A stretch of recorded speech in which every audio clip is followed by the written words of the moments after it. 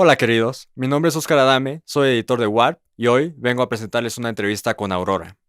Aurora es una cantautora noruega que ha ganado mucha notoriedad a lo largo de los últimos 4 o 5 años, cuando empezó a compartir sus propias composiciones dentro de plataformas como SoundCloud.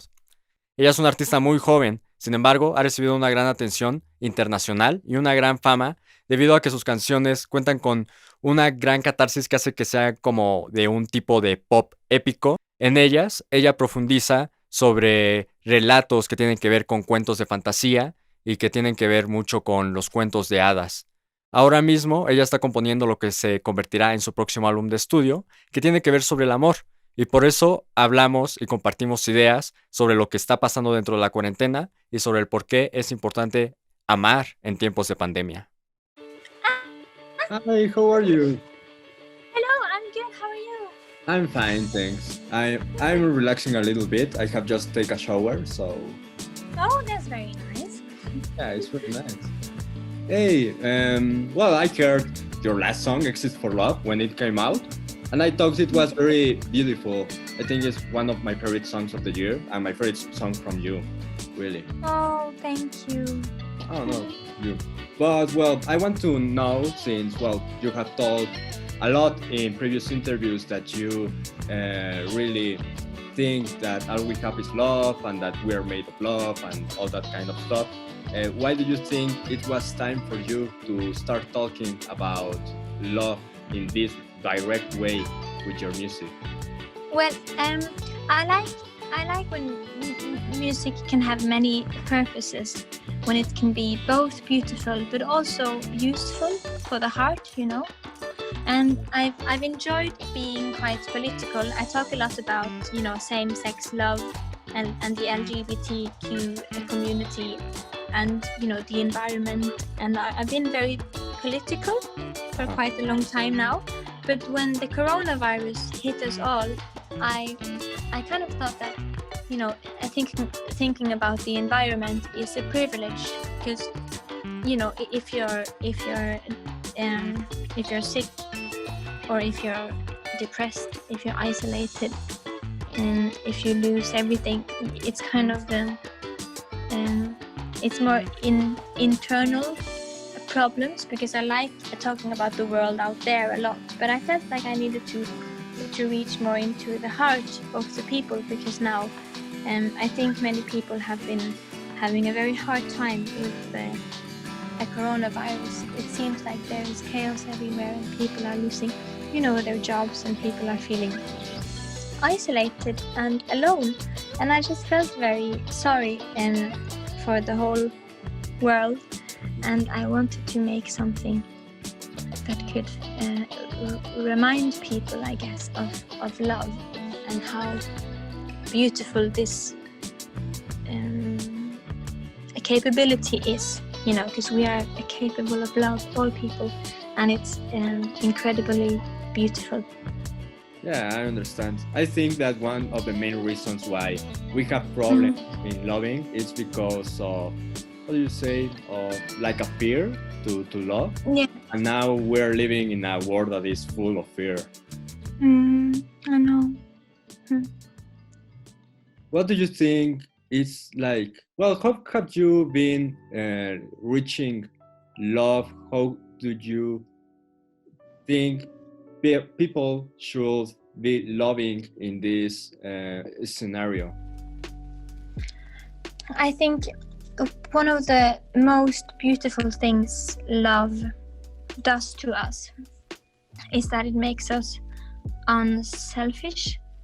It makes us think about someone else before ourselves, which is quite rare in the world, you know, because everyone thinks of themselves first.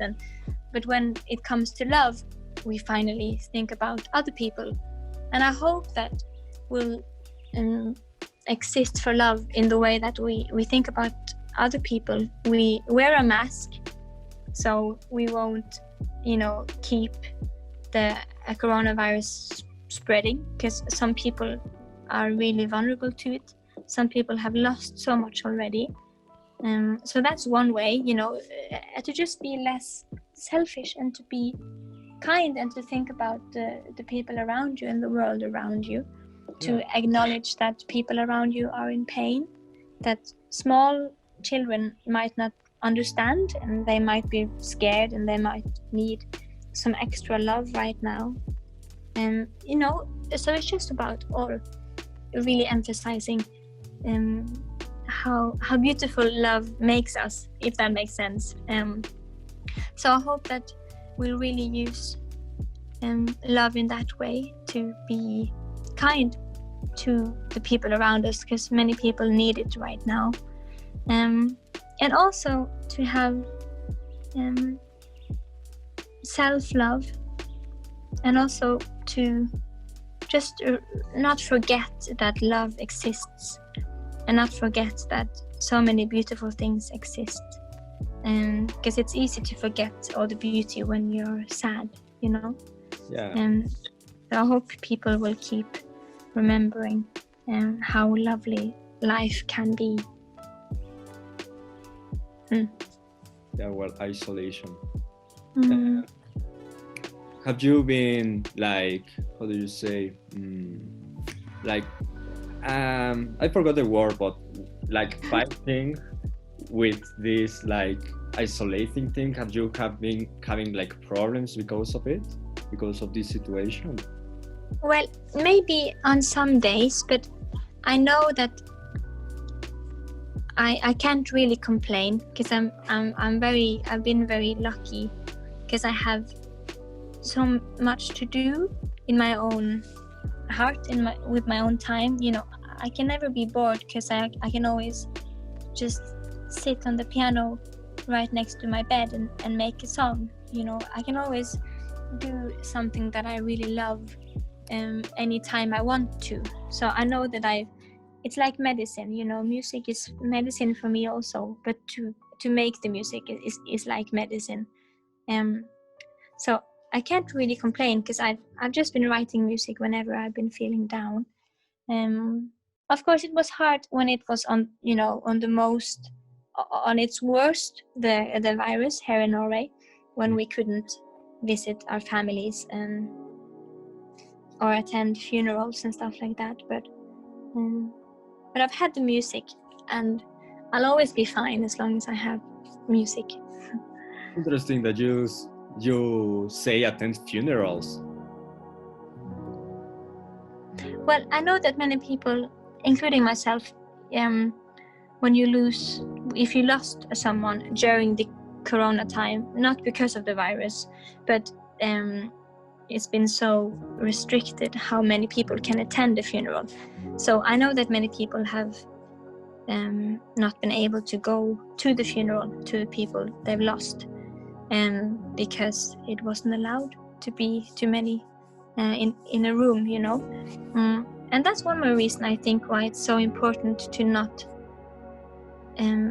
forget how much people already have sacrificed.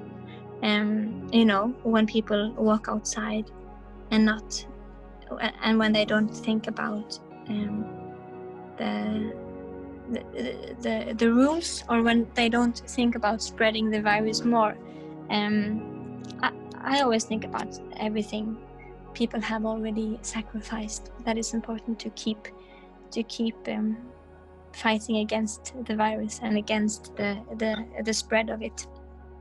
I saw that you made like a session, like a little concert, the Exit for Love sessions, and I really like them. It was very, I think, very clever for you or your team to put the musicians on a TV screen and you talking to them on the TV screen. I thought it was like a very wise idea to like represent the way that we are socializing like right now. Yeah, I know, it's very strange. I wanted to just emphasize, the time we're in, but also to remind people that we can still connect. Luckily, we are living in a time where it's way more easy to connect with each other from afar than before. And also, I know that it's very important as a new artist to travel around and build your name and to have concerts in the beginning of a career to build yourself up. And I have a good platform already, but I felt really sorry for the artists that are feeling very lost right now. And that's why I wanted to make this festival, so I could help them get some new fans, maybe, and even maybe some money. It's important to help each other out during times like these. Very important. How do you realize which artists should be on decisions? Well, since this was the first time, I tried to pick artists that I already liked and that I didn't feel had enough fame, you know. Or expectations? Artists I thought were really cool, but no one really knew about them yet. So I just wanted to give them a lift if it could help. But yeah, I began just picking a few people in Europe, so it would be easy with the time zones and making everything in time. But I think I will probably spread more wide the next time I do it, because I think I will try to do this kind of festival a few times, so I can bring in many artists from more continents also. That could be really fun. And one of the things that I think make people like your music, but also your public persona, it's because you seem to be very conscious about things, right? And I think that's, how do you say, consciety? I don't know if that's right. Consciousness? Consciousness, sure. That to be very peaceful in a way that people want to be. I want to know, like, your conception about this idea that I have. Well, I am really conscious about a lot of things. I don't really know why, but it's easy to make yourself happy if you appreciate all the small things. I kind of change from time to time from the way I think. Sometimes I'm very if you have only like small things to enjoy in your life, you have to think that every small thing matters. Just like being able to sleep for another hour, or if you have one ice cream in your freezer that you forgot about, or lighting candles every time you have a meal at home, or drinking tea. These small things are so important, and they make life beautiful, because it's these small things that can last forever, because you have total control in bringing them into your life. And just everything now with the leaves on the trees, and soon autumn will come and everything will turn colorful with orange and yellow and red in the nature. So I'm really looking forward to the autumn. Many people in Norway are sad when the autumn comes, because it's so dark and cold here in Norway. But I really like it, because it seems like nature is trying to make our mood more happy, because it brings all these colors. It's like it's saying, don't be sad, I'll make you happy. It's very cute. Okay. But also, if like in coronavirus time, if you lost your job, then I would think the opposite. I would say it doesn't matter, because life is so long and life is so big and the world is so big and the possibilities are so many. So I just have to figure out how to do it. You can kind of change between thinking really small and thinking really big.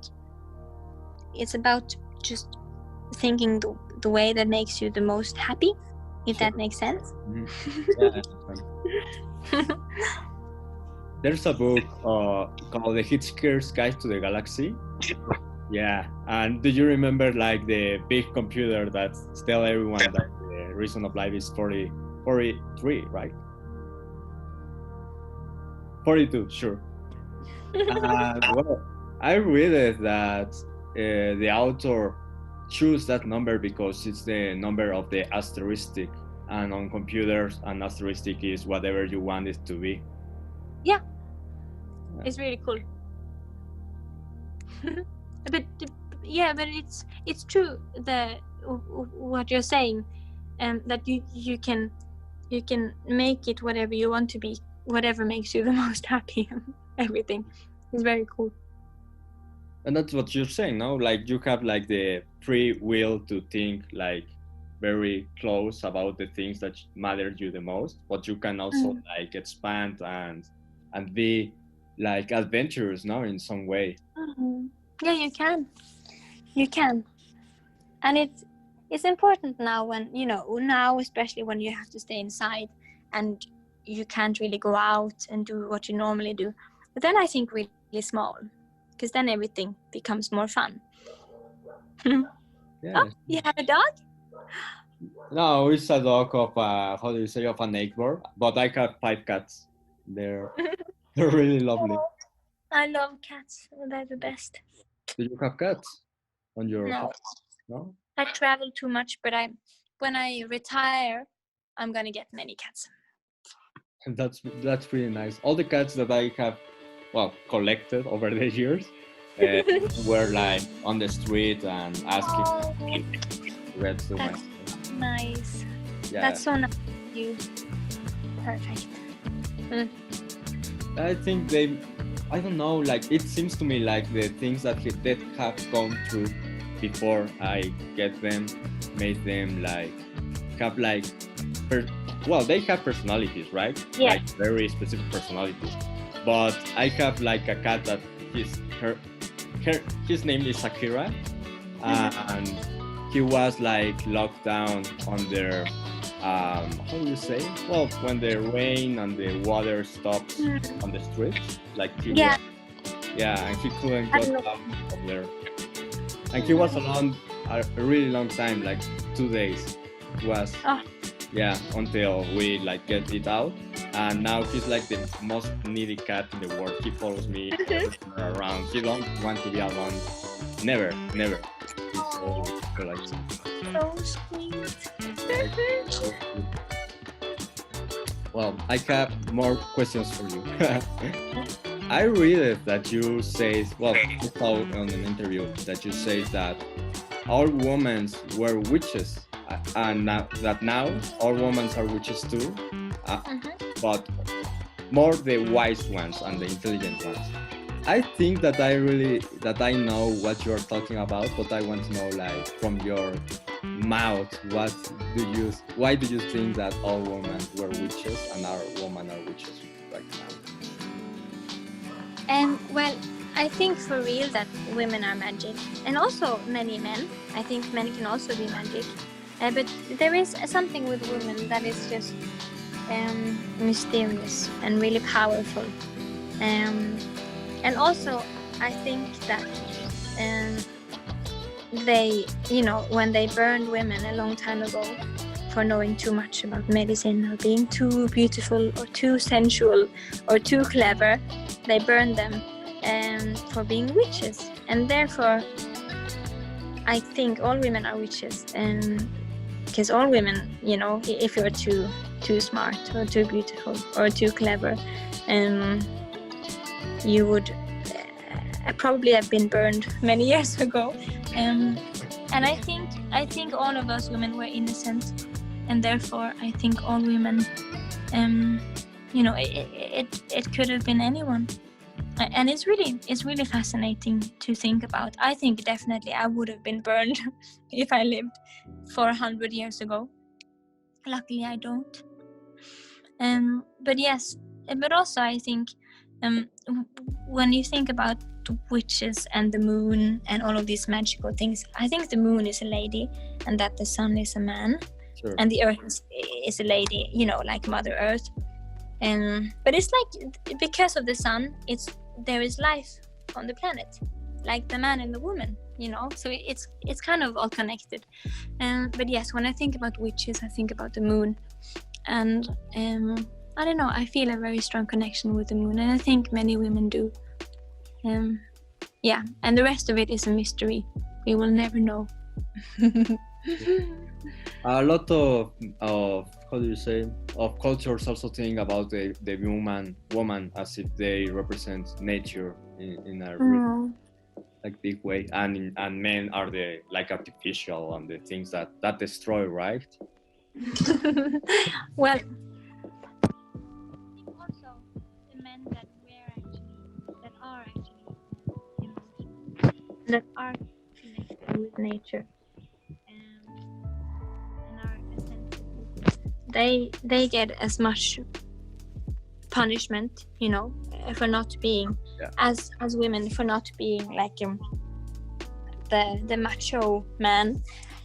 So I think there are both female and male victims of the macho culture, and that's why we all should be feminists, because then there would be less suicide, I think, in the world. Because I read somewhere that almost 70% of the suicides in the whole world are made by men.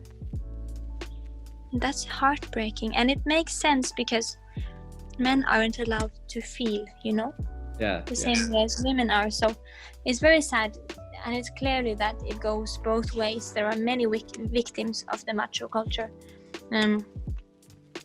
Very sad. Yeah. So I think men can be both, but it depends what heart is inside the man. Because when you are given physical power, it's easy to use it in the wrong way, which many people do. And so many people don't, luckily. I have just like one last question because my time is running out. But I wanted to know, like, what is the first thing that you do when you wake up?